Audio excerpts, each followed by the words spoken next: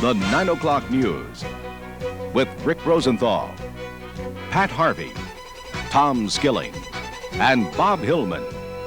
Chicago's very own 9 o'clock news team. Good evening. Rick is still on vacation. In the news tonight, the possibility of a mayoral debate between Mayor Washington and his three challengers appears debatable tonight.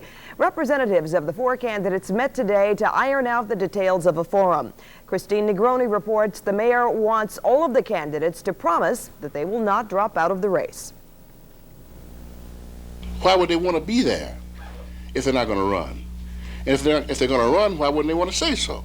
The problem, though, is that Mayor Washington's third-party opponents insist they've already made a public commitment to stay in the race. They are frustrated by what they say is Washington's attempt to avoid a debate. So if I were advising him, I would be advising him to do what he's doing. In other words, try and duck these debates.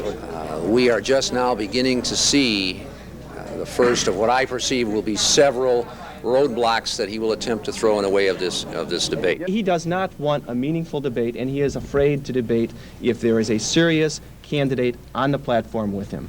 On this, even the normally non-political League of Women Voters, which planned to sponsor the debate, agrees with the mayor's opponents. We're afraid they may not be negotiating in good faith. We're hoping they are, but we question whether, in fact, they are. It looks to you like the mayor's people are stalling? Yes.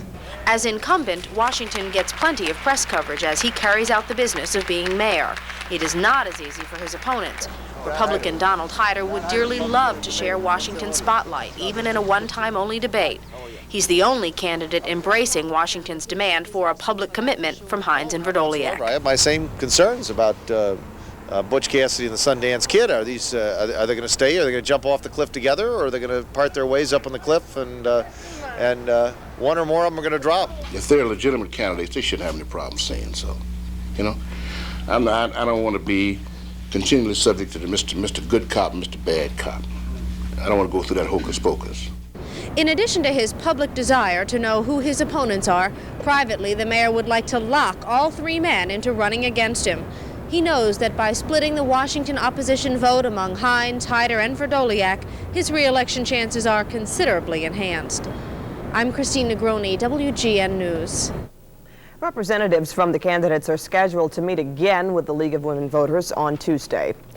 Also tonight, one of three men accused in the 1983 murder of 10-year-old Jeanine Nicarico is free.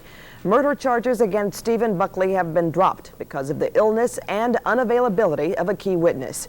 The defense had delayed the case 18 times, and Steve Sanders reports the child's parents are angry. And the people that we tried to trust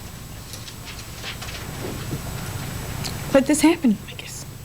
For the mother of Jeanine Nicarico, an old wound had been reopened with little chance of ever healing. Hours earlier, 24-year-old Stephen Buckley had walked to freedom just 5 weeks before his second trial was to have begun. He was one of three men charged in the abduction, rape, and murder of the 10-year-old girl. The reality of it was a surprise.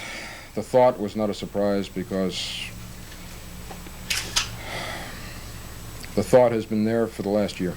With a key prosecution witness, footprint expert Louise Robbins, now suffering from terminal brain cancer and unable to testify, prosecutors felt they had little chance of getting a guilty verdict.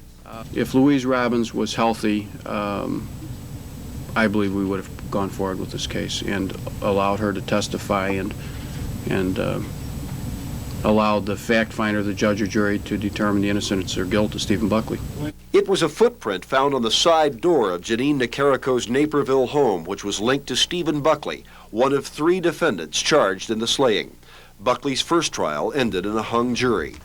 The other two defendants, Alex Hernandez and Rolando Cruz, were each convicted and sentenced to death for the Nicarico murder. Each has appealed his case to the Illinois Supreme Court. The case took an odd turn in late 1985 when convicted child killer Brian Dugan confessed to the Nicarico slaying. His confession was later discounted by authorities. Today's action was in no way influenced by the statements attributed to Brian Dugan.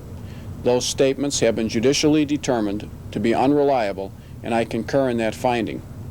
Jeanine Nicarico's father is frustrated, angry, and now feels the likelihood of ever bringing to trial the man he feels murdered his daughter is remote. What we really want to know is the truth. Winning a case, losing a case, embarrassing this one, embarrassing that one. It's not important. What's important is the truth. Steve Sanders, WGN News. Well, Stephen Buckley had spent almost 3 years in prison. He says he's bitter for being imprisoned for a crime he did not commit.